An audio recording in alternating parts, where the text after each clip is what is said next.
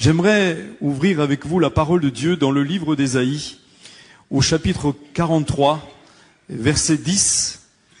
Je lirai juste quelques versets de ce chapitre 43. Et puis ensuite, nous ouvrirons encore la parole de Dieu dans le livre de Jean, au chapitre 1er. Nous lirons les deux textes l'un après l'autre. Voilà ce que nous dit Ésaïe 43, verset 10. « Vous êtes mes témoins, dit l'Éternel, vous et mon serviteur que j'ai choisi, afin que vous le sachiez, que vous me croyiez et compreniez que c'est moi. Avant moi, il n'a point été formé de Dieu, et après moi, il n'y en aura point. C'est moi qui suis l'Éternel, et hors de moi, il n'y a point de sauveur. C'est moi qui ai annoncé, sauvé, prédit. Ce n'est point parmi vous un Dieu étranger. Vous êtes mes témoins, dit l'Éternel. C'est moi qui suis Dieu. Je le suis dès le commencement, et nul ne délivre de ma main. J'agirai. Qui s'y opposera? Maintenant, lisons Jean chapitre 17, verset 1er. Jean 17, verset 1er. Après avoir ainsi parlé, Jésus leva les yeux au ciel et dit, « Père, l'heure est venue, glorifie ton Fils, afin que ton Fils te glorifie, selon que tu lui as donné pouvoir sur toute chair, afin qu'il accorde la vie éternelle à tous ceux que tu lui as donnés. Or, la vie éternelle, c'est qu'ils te connaissent, toi, le seul vrai Dieu, celui que tu as envoyé, et celui que tu as envoyé, Jésus-Christ. » Alléluia. Jusqu'ici, la parole de Dieu. Ces paroles sont remplies de puissance et d'autorité. En outre, elles nous font la démonstration de la grâce de Dieu, de la grâce concernant le salut de l'homme. C'est vrai que nous n'avons pas beaucoup de choix par rapport à ce qui est dit ici. L'Éternel dit, c'est moi qui suis l'Éternel, et hors de moi, il n'y a point de sauveur. C'est moi qui ai annoncé, sauvé, prédit. Mon micro a un petit problème. Ok, ça marche? Voilà. C'est moi qui ai annoncé, sauvé et prédit.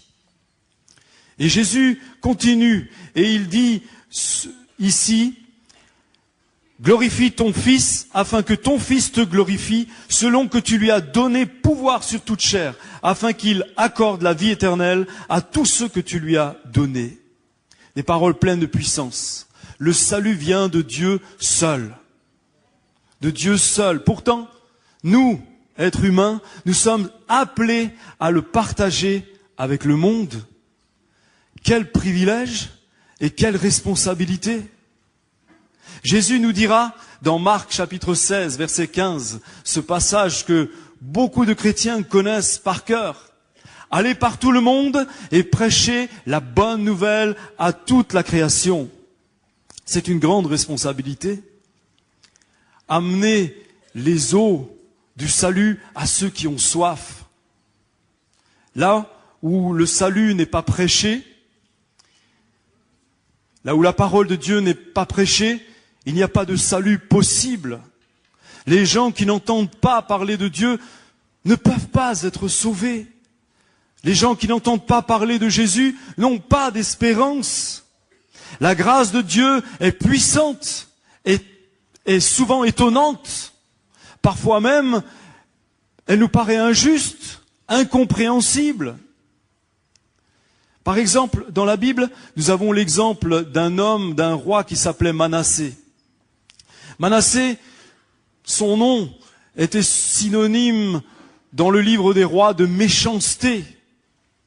Et dans le livre des chroniques, il est synonyme de repentance. Manassé était un homme méchant, un homme qui n'aimait pas Dieu, un homme qui servait d'autres dieux, un homme tellement méchant qu'il a tué lui-même, qui a sacrifié lui-même ses propres enfants en les jetant dans le feu. Il a voué ses enfants à des dieux étrangers. Puis Manassé a été fait prisonnier. Il a été enchaîné. Pendant plusieurs années, on lui a mis un anneau dans le nez. Et Manassé est revenu vers l'Éternel. Il a commencé à crier à Dieu, il a supplié Dieu. Et malgré tout ce qu'il avait fait, Dieu l'a écouté. Autrefois, exemple de méchanceté suprême, il devint alors un exemple de la grâce de Dieu. Un autre exemple dans la Bible, un exemple que l'on connaît bien, c'est l'exemple de David, le roi David, qui aimait Dieu. Mais David, un jour, était confronté à une grande catastrophe dans sa vie, une catastrophe à cause de lui-même, à cause de son propre péché, à cause de sa propre convoitise. Un jour, il a vu une femme magnifique, Bathsheba. Il s'est renseigné. C'était la femme de l'un de ses plus grands généraux, de ses plus vaillants héros. Mais poussé par le péché qui était en lui, il a succombé à la tentation. Bathsheba est tombée enceinte. Dans un premier temps, David a voulu camoufler la chose avec son intelligence. Il a réagi comme un homme rusé. Et il a pensé qu'il serait bon de faire revenir son général du champ de bataille afin qu'il passe du bon temps avec son épouse et que l'on dise ensuite que Bathsheba est tombée enceinte non pas de David, mais de son mari. Mais ce général était un homme qui avait de l'honneur, qui aimait son pays, qui aimait aussi les hommes qui étaient sous ses ordres. Et il a refusé de prendre du bon temps avec son épouse alors que ses soldats étaient en train de se battre sur le front. La tentative de David échoua. Et parce qu'il avait raté son coup, il allait plus loin.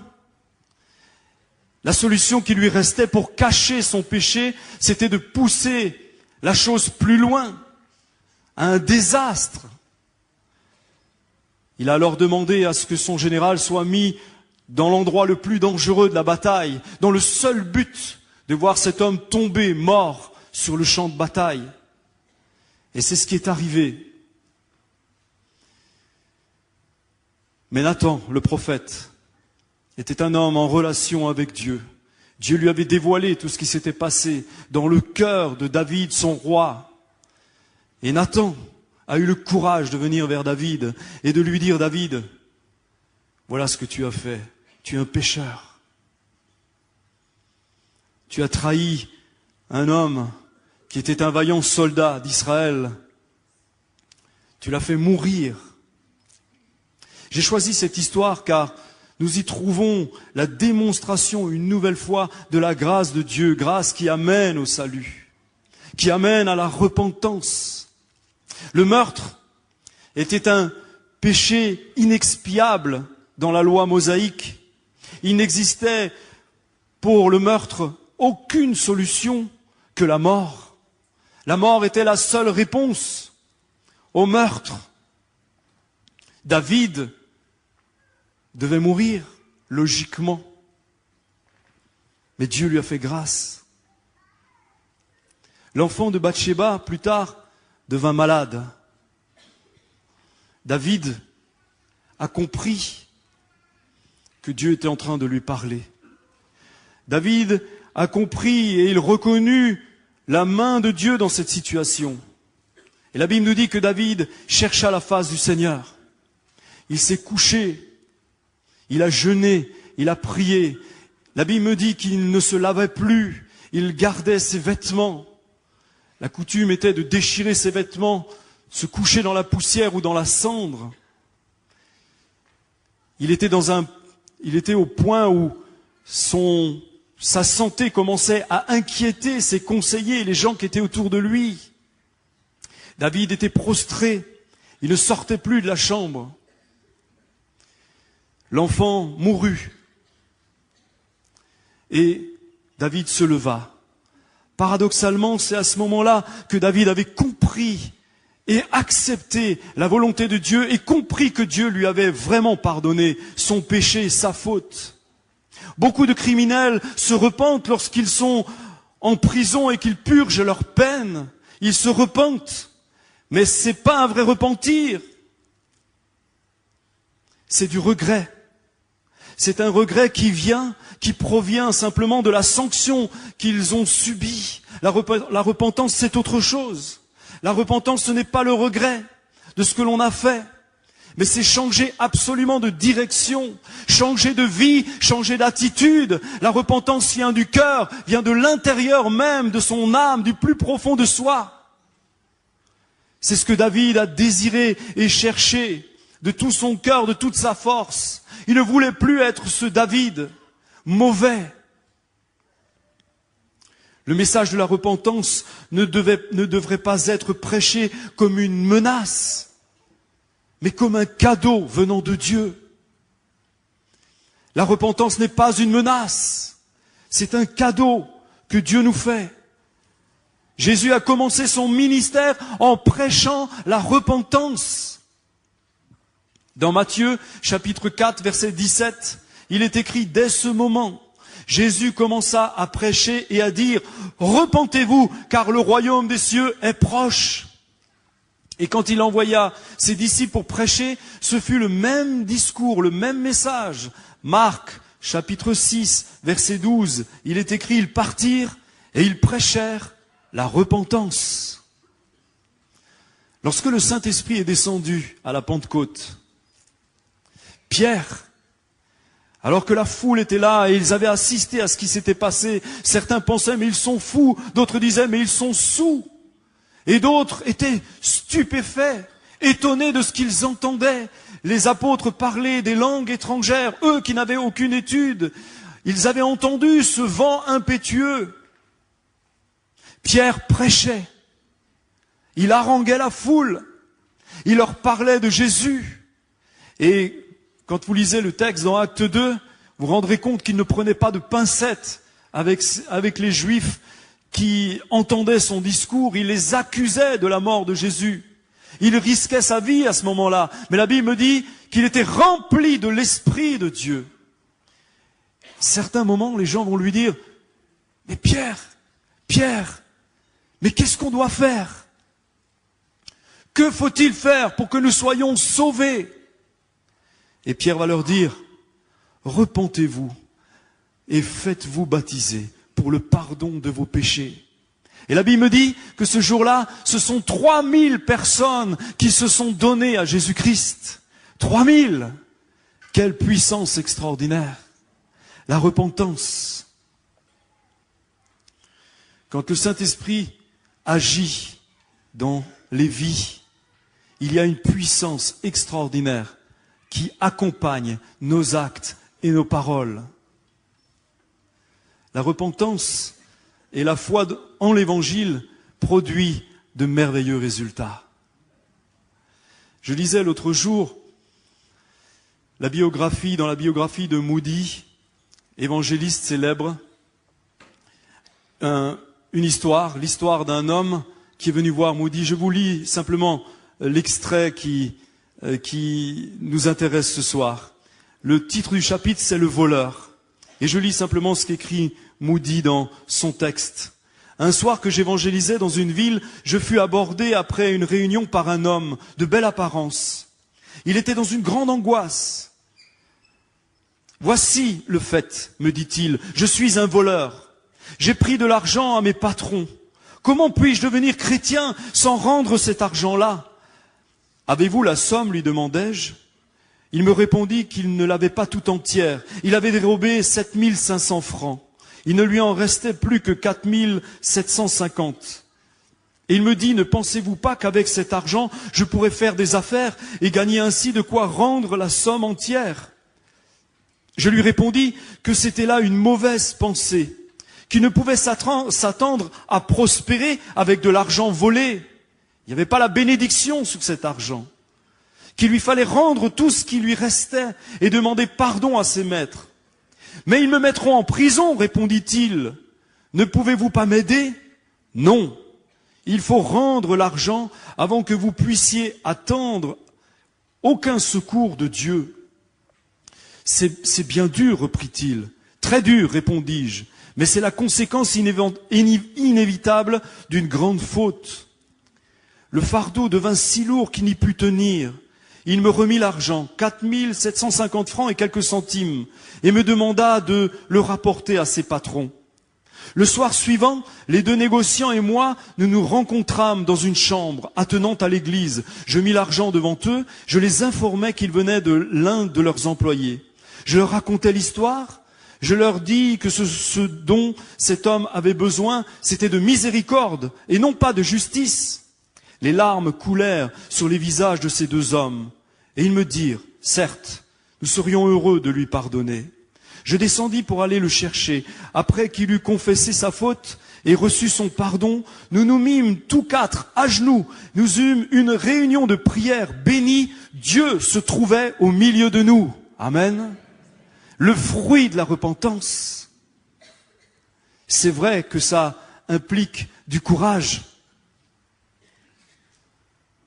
Mais si nous nous repentons de nos péchés, si nous mettons en règle ce que nous avons à mettre en règle, c'est une délivrance extraordinaire. Et Dieu alors habite au milieu de nous, avec nous. La bénédiction de l'Éternel revient. David pria bien sûr pour la guérison de l'enfant. David croyait certainement fermement que Dieu allait le guérir. Dieu ne l'a pas guéri. L'enfant est mort. Les pensées de Dieu ne sont pas nos pensées. Et Dieu ne répond pas toujours selon notre volonté, selon nos propres désirs. Mais David avait la faculté d'accepter la volonté de Dieu dans sa vie. Avons-nous la faculté d'accepter la volonté de Dieu dans nos vies? Ou cherchons-nous impérativement à passer notre volonté? David se confia dans la grâce de Dieu pour trouver le pardon de Dieu. Cela importe peu si la pensée de Dieu ne correspond pas à notre pensée. Mais ce qui importe vraiment, c'est notre salut. Voilà ce qui importe vraiment. C'est la grâce de Dieu qui nous accorde le salut.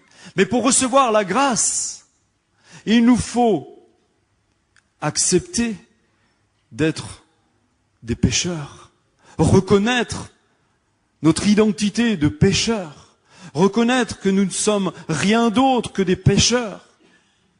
Et ça, c'est difficile. C'est difficile. On raconte l'histoire qui se passait en France à l'époque du roi Louis VI, dit Louis le Gros, pour ceux qui connaissent l'histoire. Louis avait l'habitude, lorsqu'il recevait, je ne parle pas de toi, Louis, excuse-moi, c'est pas toi, Louis le Gros. Là, je vois Samuel qui est en train de te regarder, une fois de plus. Louis VI, voilà, et pas Louis le Gros, avait l'habitude, lorsqu'il recevait la visite d'un roi étranger, de libérer un prisonnier. Et il laissait l'honneur à son visiteur de libérer qui il voulait. Et un jour, le roi de Naples est arrivé en France. Et comme à l'accoutumée, il emmena le roi de Naples dans une prison pour qu'il libère un prisonnier. Et à peine le roi de Naples est entré dans la prison que tous les prisonniers crièrent « Je suis innocent, je n'ai rien fait, je ne mérite pas d'être ici, c'est une erreur judiciaire !» Tout le monde criait. Et dans un coin, le roi de Naples aperçut un type qui ne disait rien et qui était triste. Il s'approche de lui et lui dit « Et toi, qu'est-ce que tu dis ?»« Dis-moi, je suis un homme méchant, je fais des graves erreurs dans ma vie et je mérite ma peine. » Et le roi de Naples le regarde et lui dit « Mais alors, il faut que tu sortes de ce lieu, sinon tu vas polluer cet endroit avec tous ces braves gens qui sont en train de crier leur innocence. Il faut que tu sortes de ce lieu. » Et il fut gracié. Ce soir, je ne voudrais pas prêcher la grâce à bon marché, même si on est dans un ancien supermarché. C'est pas la grâce à bon marché.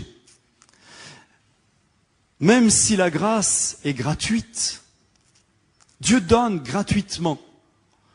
La grâce n'est pas à bon marché.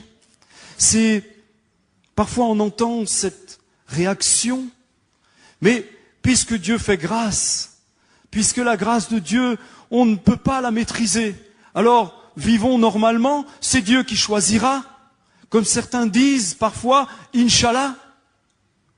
Alors vivons, faisons ce que nous voulons, et puis Dieu graciera. C'est pas la grâce à bon marché, la grâce coûte très cher. Elle a du prix. La grâce coûte cher. Dietrich Bonhoeffer est un pasteur qui avait résisté avec toute sa force contre le nazisme.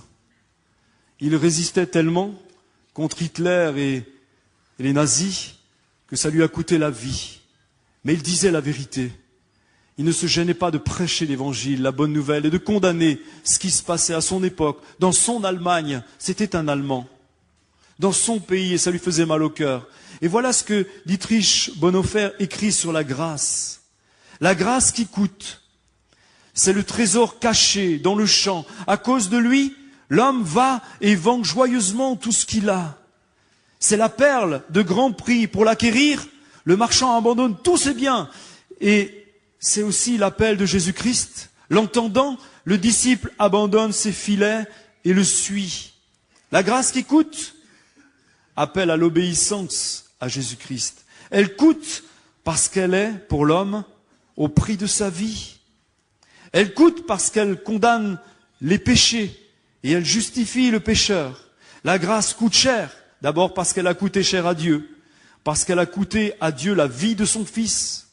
Vous avez été acquis à un prix élevé, parce que ce qui coûte cher à Dieu ne peut être bon marché pour nous. Et moi je rajouterais simplement, on ne peut pas payer la grâce de Dieu. Et c'est pour cela qu'elle est gratuite. Toute la fortune de la planète ne suffirait pas à payer cette grâce. Et c'est pour ça qu'elle est gratuite, parce qu'on ne peut pas payer le prix. Après la mort de l'enfant, voilà ce que David va faire. Il y a un verset dans le deuxième livre de Samuel, chapitre 12, verset 20. On va peut-être le prendre ensemble. Ce verset est intéressant. 2 Samuel, chapitre 12, verset 20.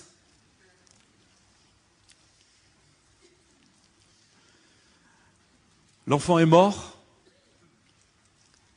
Et voilà David. Il est écrit ici, alors David se leva de terre. Il se lava, soignit et changea ses vêtements. Puis il alla dans la maison de l'Éternel et se prosterna. De retour chez lui, il demanda qu'on lui servît à manger et il mangea. David se releva. Tout ce que Dieu nous demande de faire, c'est de nous relever, de reconnaître notre péché, d'être honnête avec nous-mêmes. Dieu n'est pas en train de nous dire « baisse la tête et aie honte de ce que tu as fait ». Non. Dieu nous dit « relève-toi ». Jésus, un jour, rencontra un cortège où on enterrait un jeune homme. Dans Luc 7, chapitre 14, Jésus s'approcha et il touche le cercueil et il dira « jeune homme, je te le dis, lève-toi ». Ailleurs, Jésus va dire d'une voix forte la même chose à la fille de Jairus. « Enfant, lève-toi ». À 16 reprises, Jésus dira dans les évangiles à différentes personnes malades ou liées par des démons, « Lève-toi ». Et ce soir, il nous dit, « Lève-toi. Sors de ton marasme, lève-toi ». En entendant l'évangile, les gens se réveillent. En entendant l'évangile, en acceptant l'évangile dans leur cœur, la bonne nouvelle dans leur cœur, les gens retrouvent de l'espérance, un sens à leur vie. Beaucoup de gens nous téléphonent chaque jour, faisant part de leur tristesse, de leur fardeau, de leur poids. La bonne nouvelle de l'évangile relève l'esprit abattu. Le nom de Jésus-Christ est un nom au-dessus de tous les noms, nous dit la Bible, est le nom au-dessus de tous les noms. Et par le nom de Jésus-Christ, nous recevons du secours pour celui qui est dépressif, pour celui qui est malade. Nous l'avons encore entendu ce soir par le témoignage de notre frère. Dieu est vivant, il est puissant. Lève-toi. L'évangile relève celui qui est malheureux. L'évangile relève le pauvre. L'évangile est capable de relever une nation même. Lorsqu'une nation se tourne vers l'Éternel, c'est la prospérité qui arrive.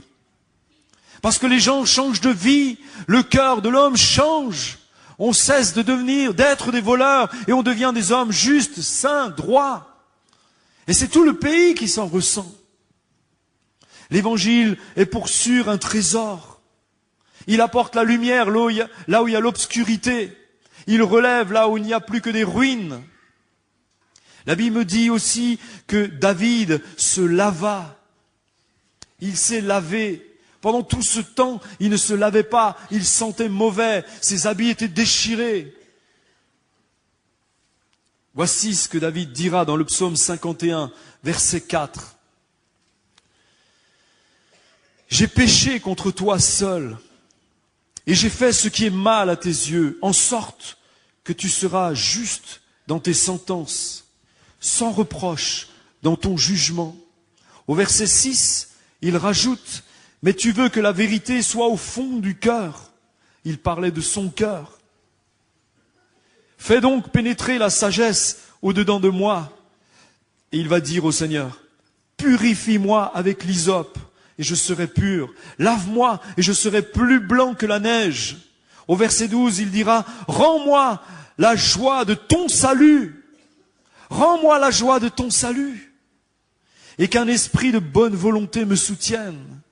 David n'avait plus la joie de son salut lorsqu'il était dans le péché et dans le marasme de son péché. Et il crie: rends-moi la joie de ton salut et qu'un esprit de bonne volonté me soutienne. Il avait besoin de l'assurance de son salut. Et, juste le verset que j'ai lu avant, purifie-moi avec l'hysope. Pourquoi dit-il purifie-moi avec l'hysope? L'hysope est une plante qu'on trouve en Israël avec des feuilles velues. Le grand prêtre s'en servait pour faire l'aspersion de sang le jour de la Pâque. Et c'était le symbole de la purification du peuple qui venait vers le souverain sacrificateur pour être lavé de ses péchés. C'est pour cela que David dit cela. Rends-moi plus blanc que la neige.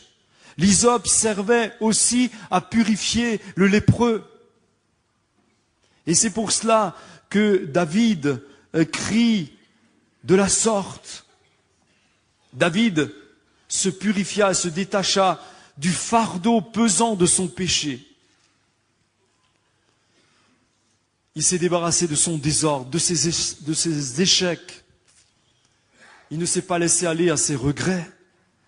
David se relève.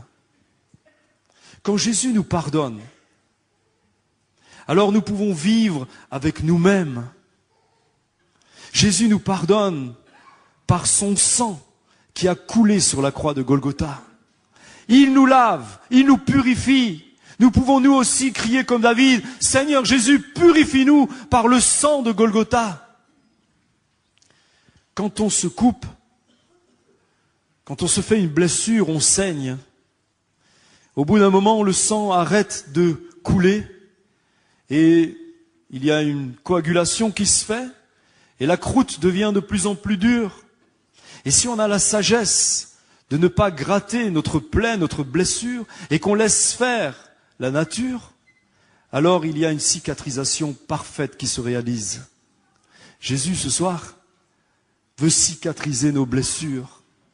Il veut que nous retrouvions en lui la vraie liberté, la paix, la joie, notre vraie identité en Jésus-Christ, débarrassé du poids de nos péchés, de nos fautes, débarrassé du poids de tout ce qui est tordu dans nos vies. Voilà ce que fait le sang de Jésus. On a lu aussi que David s'est oint d'huile. Il s'est oint d'huile. L'onction d'huile était le symbole de l'autorité, de la puissance, également de la beauté. David est pardonné, il est restauré, il oint son visage brille d'une nouvelle majesté. Un jour, Jésus était chez un responsable religieux, un pharisien, qui s'appelait Simon. Et une femme, pendant que Jésus était chez Simon, une femme entra. Elle s'est jetée aux pieds de Jésus, elle s'est mise à pleurer avec ses larmes. Elle lavait les pieds de Jésus avec ses cheveux, elle les essuyait. Simon, le religieux, était choqué. Il connaissait cette femme. Elle se comportait comme une prostituée. Elle était peut-être une prostituée. Et Jésus savait ce qui se passait à ce moment-là dans le cœur de Simon. Et Jésus va lui dire, Simon, tu m'as pas oint d'huile quand je suis rentré dans ta maison. Tu m'as pas oint d'huile. Jésus était en train de lui dire, Simon, tu n'as pas reconnu qui j'étais. Tu ne reconnais pas mon autorité. Tu ne sais pas, tu ne reconnais pas que je suis Jésus, le Fils de Dieu. Cette femme, elle l'a reconnu. Et si toi, religieux comme tu es, tu ne le reconnais pas, alors Jésus cherchera des prostituées pour reconnaître son autorité.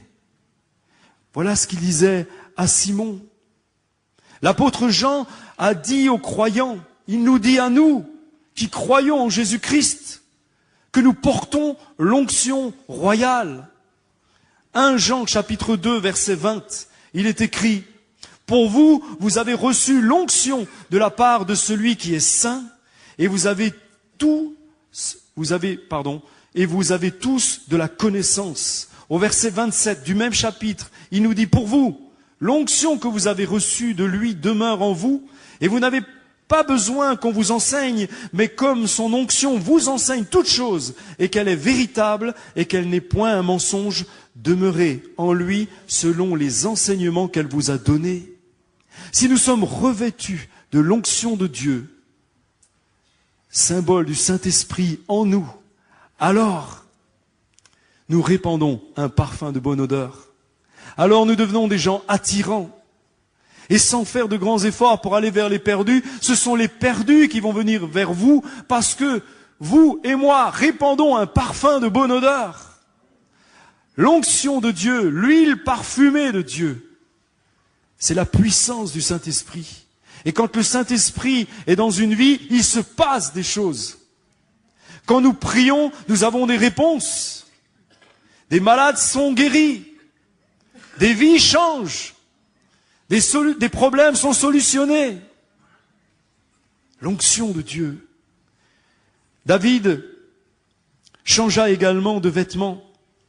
Je l'ai dit tout à l'heure, la coutume était, lorsqu'on était atteint par le péché ou par des catastrophes dans nos vies, à cette époque-là, on arrachait nos vêtements, on se jetait dans la poussière ou dans la cendre, on revêtait des haillons ou des sacs.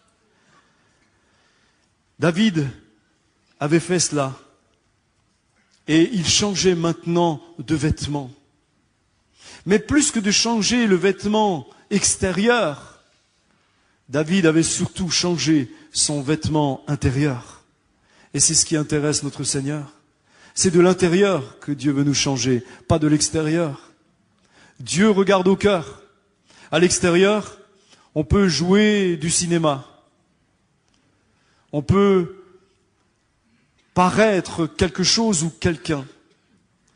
Mais Dieu, lui, ça n'intéresse pas ce que nous paraissons aux yeux des autres. Ce qui l'intéresse, ce que nous sommes, c'est ce que nous sommes vraiment. C'est ce que Dieu veut faire en chacun de nous, nous rendre transparents. Il veut vraiment nous changer de l'intérieur. Éphésiens chapitre 4, verset 22, il est écrit là, « Il s'agit de vous défaire de l'homme ancien qui correspond à votre conduite passée et qui périt sous l'effet des désirs trompeurs. D'être renouvelé par l'esprit dans votre intelligence et de revêtir l'homme nouveau qui a été créé selon Dieu dans la justice et la sainteté que produit la vérité. » Amen. C'est ce que nous voulons. Pas changer l'aspect extérieur du bonhomme, mais vraiment l'intérieur. Et puis, David alla dans la maison de l'Éternel et se prosterna. David savait où il fallait aller pour se fortifier, pour recevoir de la part de Dieu de nouvelles directives, pour recevoir de nouveaux objectifs pour sa vie. Il savait où il fallait aller pour louer le Seigneur. Il savait qu'il fallait aller dans la maison du Seigneur, là où les gens qui aiment Dieu se réunissent pour le louer, pour célébrer son nom. La louange est quelque chose d'extraordinaire que Dieu attend de notre part. C'est la plus belle, la plus grande chose qu'un homme peut apporter. C'est louer, la louange. C'est la plus grande chose qu'un homme peut faire pour Dieu. Et c'est pour cela que Dieu dit qu'il est un Dieu jaloux, parce qu'il attend notre louange. Il ne veut pas que nous apportions notre louange à quelqu'un d'autre. David se prosterna dans la maison du Seigneur. Il a été loué son Seigneur. Il a été renoué contact avec son Dieu. En adorant Dieu, nous devenons des vrais enfants de Dieu. Il y a une puissance dans la louange. Il y a une puissance lorsque les enfants de Dieu se réunissent. Les murs n'ont aucune importance. C'est pas la beauté des murs qui vont changer quelque chose. C'est pas la beauté du bâtiment. Ici, c'est un ancien supermarché. Ce qui fait la beauté de ce lieu, ce sont les chrétiens qui se réunissent pour louer le Seigneur, pour louer notre roi. Et quand notre louange monte vers lui, il agit au milieu de nous. Voilà ce que David cherchait, c'est la présence de Dieu. La présence de Dieu. Je vais conclure en disant que ce que David a vécu est pour moi un encouragement personnel. La grâce de Dieu, cette grâce qui coûte cher, certes, eh bien chacun d'entre nous peut l'espérer. Si des hommes comme Manassé et David ont pu obtenir la grâce de Dieu, chacun de nous pouvons obtenir la grâce de Dieu. Il m'encourage, David. Il m'encourage. Et il me motive à apporter la bonne nouvelle de l'Évangile autour de moi. Nous ne sommes pas dans ce lieu ici pour recruter des membres ou des adeptes. Ça n'a aucune importance. Par contre, ce que nous voulons, c'est emmener des gens vers le ciel. C'est emmener des âmes vers le Seigneur. C'est emmener des âmes vers le salut. Ça, c'est ce qui nous intéresse tous ici. Mais pas faire des adeptes. Peu importe le nombre d'hommes, de femmes que nous pouvons être. Ce qui est important, c'est le nombre de ceux qui sont sauvés par la grâce de Dieu. Ce qui est important, ce qui nous importe, c'est de voir aussi le ciel rentrer dans les personnes et voir des personnes retrouver de l'espérance, une vie nouvelle. Jésus veut nous restaurer et nous bénir. Alors, sortons ensemble avec le bon berger et avec courage, avec force, avec tous les moyens que Dieu nous donne. Annonçons la bonne nouvelle de l'Évangile, le salut de Dieu par la grâce. David a été réhabilité, il veut tous nous réhabiliter. Il veut tous nous débarrasser du poids de nos saletés, de nos péchés. Tous. Jésus nous aime. Dieu nous aime tous pareillement. Il y a de l'espérance pour quiconque ce soir. Pour chacun d'entre nous. Il nous aime.